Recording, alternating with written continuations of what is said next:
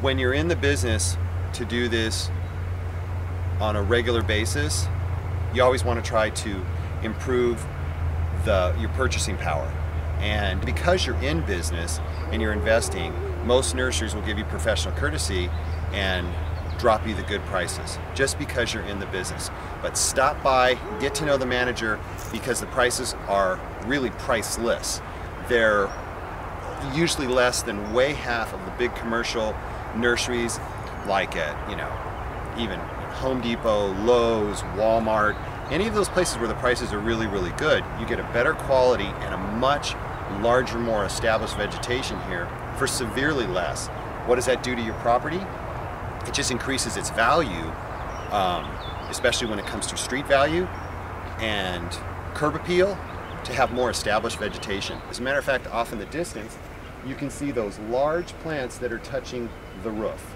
I'm here today because those are actually oversized bird of paradise, and we're going to be using those on one of our projects, the mid-site project, and the price that we can purchase those for as large as they are, about half that size. I just saw them at Home Depot yesterday. But here, we're gonna pay 19 bucks for that same plant that's currently selling on sale at Home Depot right now for a smaller size for $39. So again, when you're purchasing 5, 6, 7 of those items, they just look 3 times the size and you're paying so much severely less for it. So here we are at the oversized bird of paradise. One of the other little things that it's really important that you do know when you're here at a wholesale nursery, they usually give you a roll of non-sticky tape, and that's what you usually tag your plant material with. But what you need to know when you're at a wholesale nursery is a lot of times this larger established vegetation has been here for a while. If you look down here, this is what to watch for. If you look down here, you see that container busted open, and you see roots that are growing into the ground. What you want to make sure you don't do is purchase something like this. The reason for it is, even though the plant is nice and big and huge, you'll end up cutting that root off, taking it to your site, dropping it in the ground, look good for about a day or so, but then it'll wilt and die on you because you've had to cut at that root. It sometimes works, but most of the time it doesn't. Usually what will happen is if you want to buy something like this, maybe say for instance you've tagged a tree that really looks great, a good specimen tree that's going to spotlight in the front of a front yard or something like that, maybe in the middle of a lawn.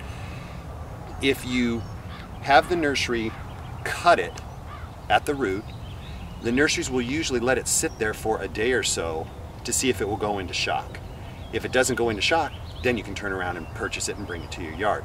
But 9 times out of 10, you'll want to avoid these type of plants because they're oversized and they've already grown into the ground. So you're just really yanking roots out of the ground and the plants just go into complete shock and you lose them. So just another little quick tip, keep an eye on that kind of thing when you're in a wholesale nursery as well. So every now and then, just like the giant bird of paradise that I showed you just a little bit ago, I stumble upon just a really great value. But I like to use a lot of this reed sort of grassy material in a lot of my landscaping. And here we go.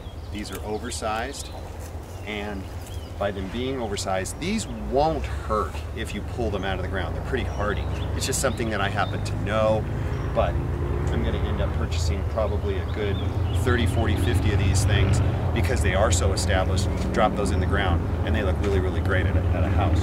One of the things that I do that makes it a little bit easier while I'm creating my list is I just use my phone, like a camera. And so I'll just sit there when I see what I want.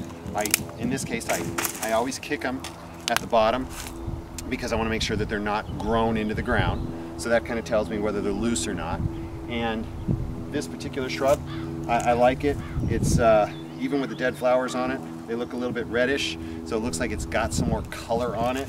And then as we get closer into spring, these are going to bloom white. So these are a nice established hedge, really, really good price because they are larger. We're still only talking about a 3-gallon container here. So, these are about $5, $6 a piece, and you just can't compare. I mean, $5 or $6 at Home Depot is going to get you just a little tiny little shrub.